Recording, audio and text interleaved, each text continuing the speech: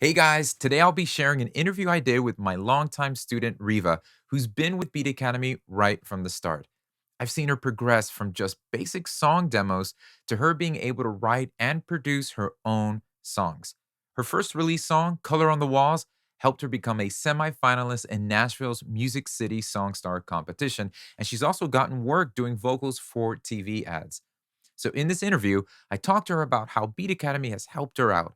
And if you'd like to see how it can help someone who's just starting out and a beginner become a pro and release their own music, then this interview is just for you. We asked for. So, I'm going to start recording now.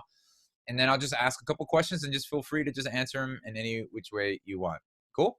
Yes, All I'm right. ready. All right. So, what was your relationship with music like before Beat Academy? Was it hard to produce music? Did you struggle to understand your DAW? What was it like making music before Beat Academy? So before Beat Academy, I I had like kind of opened up GarageBand, and I was starting to play around in it. Um, but there was really a lot that I didn't know. And I was like primarily a songwriter. I mean, I still am. But I was having this issue where I could not find like the right people to work with and the right, producers to like get the songs that I've written to a place where like, yeah, this is how I envisioned it. So after like waiting so long to I'd been looking after waiting so long to like find that and that not appearing, I was kind of like, I don't want to wait anymore. Like, you know, let me just open up GarageBand and start working in there. And then I came across Beat Academy from, well, so I had started by kind of like looking up YouTube videos and stuff. And a lot of the videos that I was finding, they were not really like anywhere close to my genre. It was more like rock stuff. So I'd started picking up stuff from that, but then I came across your thing from like an ad, and um, that I mean, to be honest, I was a little bit desperate at that point too. Like I was like, I got to find something to like help me, you know, get to where I want to be. So it was sort of a little bit of a leap of faith too, to join that. So that's where I was before Beat Academy. Gotcha. Ain't no shame. That's cool. Glad I was glad I was like, I guess I'll pick you last on the kickball team. Come on, let's see what you got. Hey, listen, totally understand. It's weird. It's weird. Even like myself, even with ad stuff, it's like, let's just give this a try. But Mhm. so now that you are a part of Beat Academy, what's producing music like compared to the past, compared to like what you just shared? How has it been different now? Like a huge difference. Like I cannot even explain to you how much of a difference, or you probably even know. Um, but I mean, like it did. I don't know exactly the time frame. I think it must be like 2.5 or 3 years that I've been on there. So it did take a long time, obviously. From some of the stuff I've talked to you about, that it's just I'm like very impatient, and I was like, man, like how do I do this? How do I do this? So uh, from the beginning, like when I just started Beat Academy, I I definitely felt like I had less of a direction on like what I even wanted my songs to sound like. So I used to just reach for anything, any kind of sample, not even like not knowing which synth to use. Like I didn't know what EQ meant. I didn't know what any of those terms meant. Which not necessarily was like bad, because I think a lot of people just learn by grabbing and trying what it is. But so now I am at a point where I definitely have a better idea of what I want my music to sound like. So I know like I probably want an acoustic guitar in there. I have a better idea of what kind of drums I should use, what those beats should sound like, what kind of synths, especially to sound like that, what kind of synths, especially that I want. Um, because I think even still, synths are kind of like, I'm still a little afraid of that because they're just like they're just computery.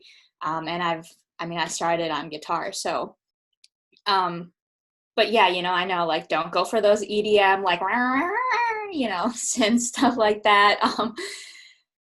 So in that sense, it's been a huge leap. Things are happening faster and easier, less like banging my head on the wall. Still a lot to learn, but overall, I would say speed, workflow, confidence, even. There's been improvements in all of that.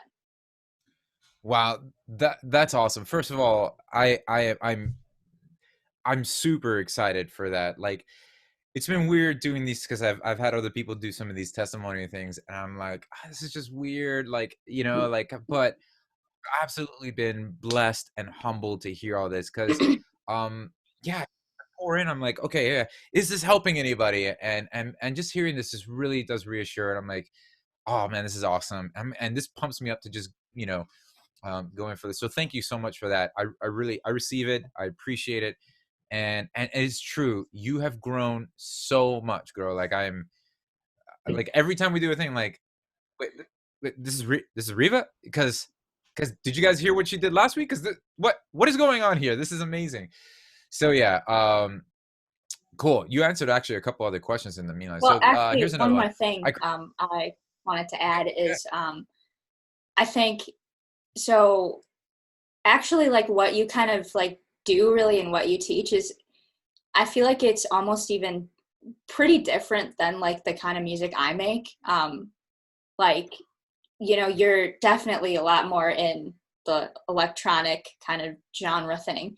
And I just wanted to add that, like, even just like watching that though, like watching you do that has like helped me figure out my stuff. Not even always like doing it or following along, but just like watching your workflow, that I've been able to translate so well. So I think for like singer songwriters, like, they should, I feel like that's something I would want them to know, is that it's not an exact match, but like there's like that pop element that's like the core thing, and that's like that can be translated in anything really. Right, right. So you felt like it wasn't so narrow as, oh, you're just gonna learn EDM stuff and you can kind of like cherry pick one or two things. You found like the overall core behind all the lessons and the resources can really easily be applied all across the Yeah, board. yeah. Cool, cool. That's great. And as I know we have the EDM course coming up, but at the end of the year, I'm really I've got this is just on the hush hush. I haven't even like mapped this out, but one of the things on the slate is a singer songwriter complete, like, Sweet. from top to bottom.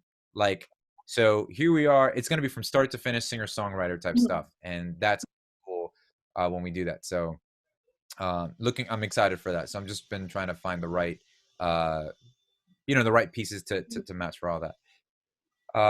They're doing some construction outside, so I hope that doesn't sound like a dying ostrich.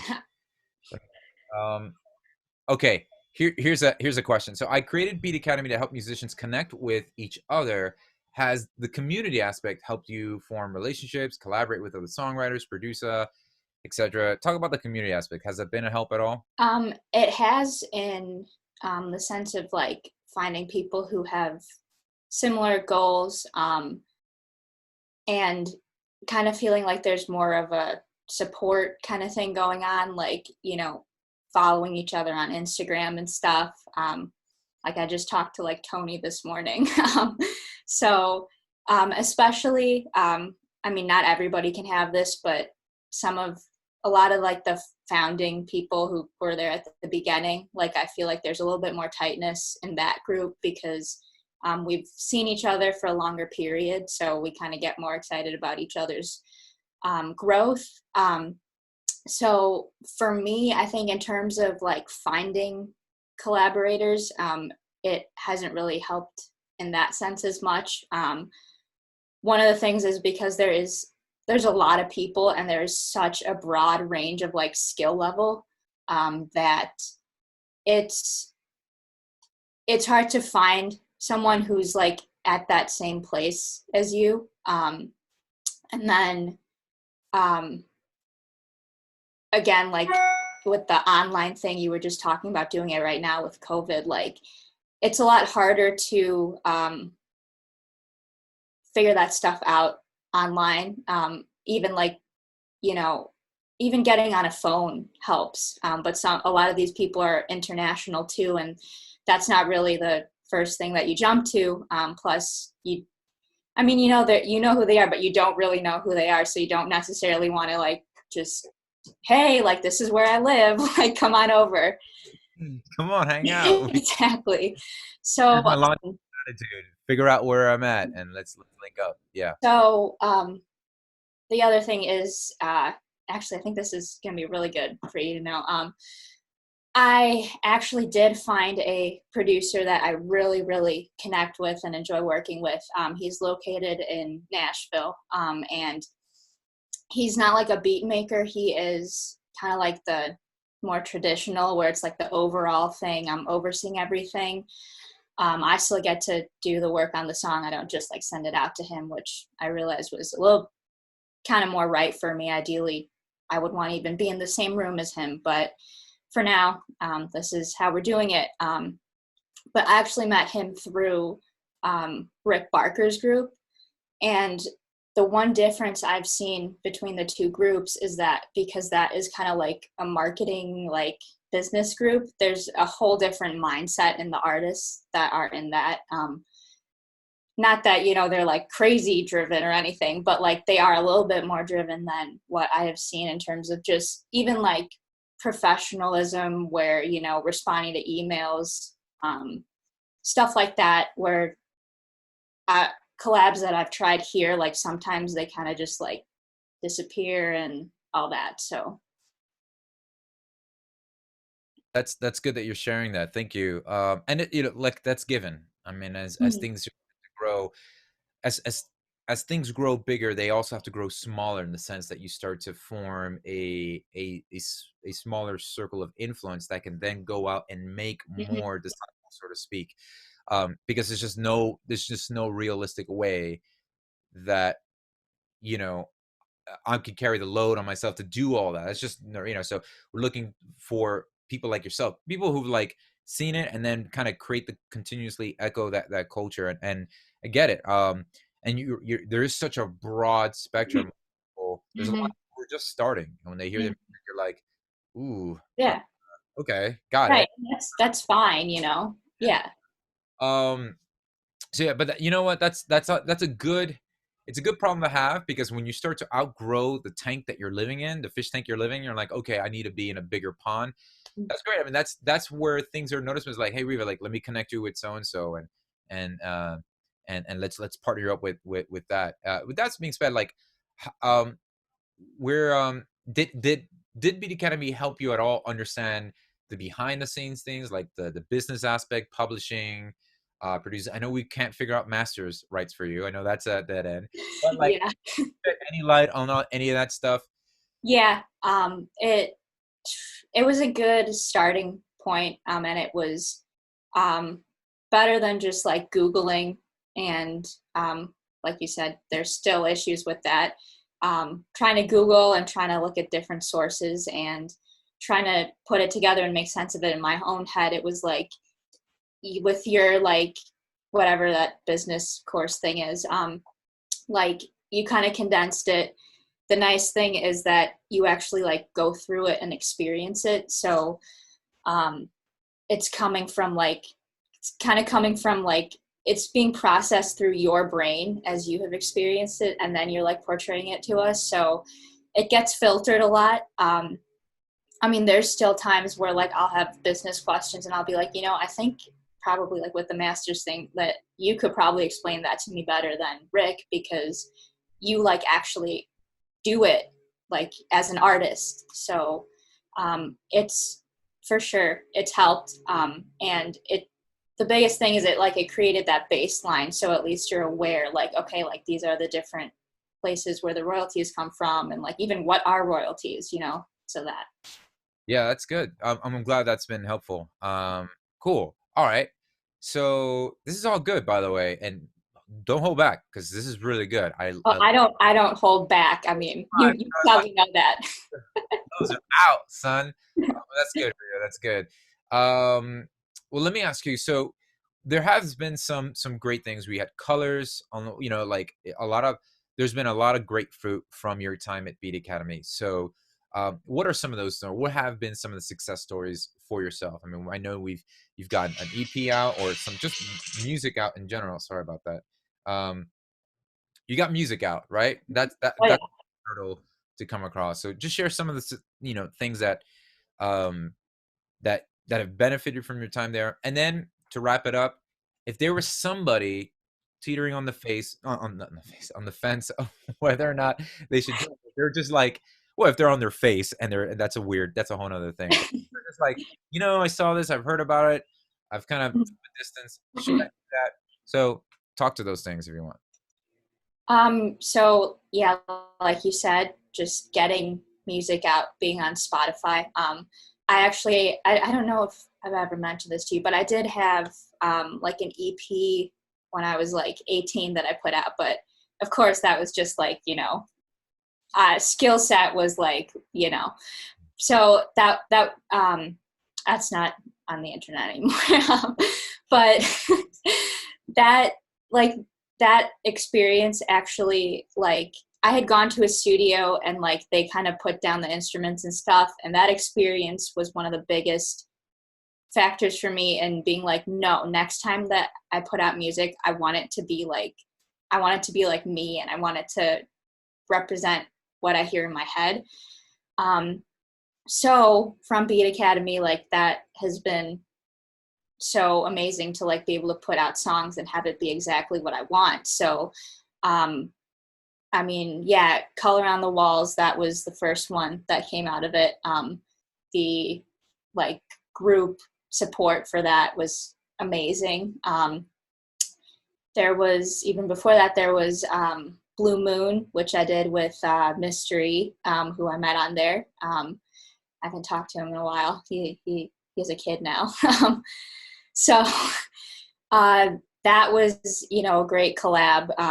And I mean, it's not like I haven't had good collabs through it either, because there was a remix that came out of it for Color on the Walls with Dramio. And then just right now, a few months ago, there was Band-Aids. And all of that has, with your, like, I think it's like every few weeks, those like calls, those like critique calls, and that's been, it's literally like you spend like maybe 7 to 10 minutes on it, but it just kind of like covers some of the main things and like helps me steer those things to get them to the end.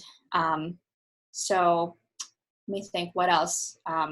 That's great. That's really That's it. That's been great. And then on social media too, people are, I mean, it's good stuff. Like, people are responding to it.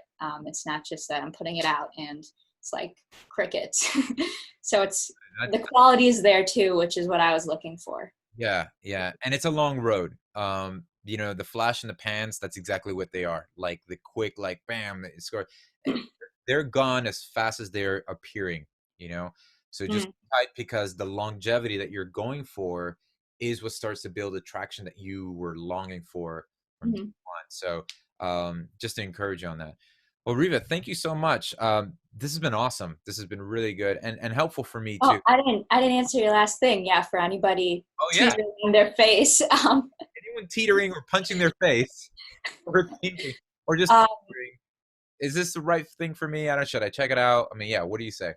yeah, it's absolutely worth checking it out. There's no harm at all, because you, Ill Factor, are literally like one of the nicest people ever. So even if somebody joins and they come on and they're like, this sucks, and even if they were to tell you that, like, I don't even think you would like get mad. Like, you'd be like, okay, well, what can I do to make it better? So um, so I hear. yeah, just you like being awesome Oh, is the biggest thing I would say. Like, join because of Ill Factor. thank you so much. I scream on the other side of the email, but no, it's like, oh, you want to quit, huh? Okay. I just track the IP address. No, no. Like the thing is if it doesn't work for them, I'm like, well, it didn't work for you, so here's your money back. Why am I gonna hold? Right. On? That makes no sense for me.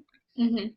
I'm not in this to like rob anybody from it. It's like Exactly. I don't need it. I want to see people. I want to see more colors on the walls come out. You know, I want to see more of that stuff happen. So, thanks, Reva, so much for this.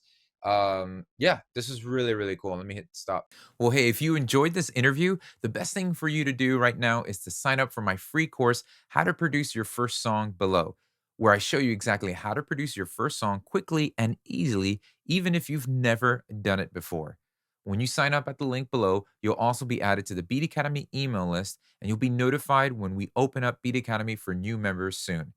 So, see you in the next video.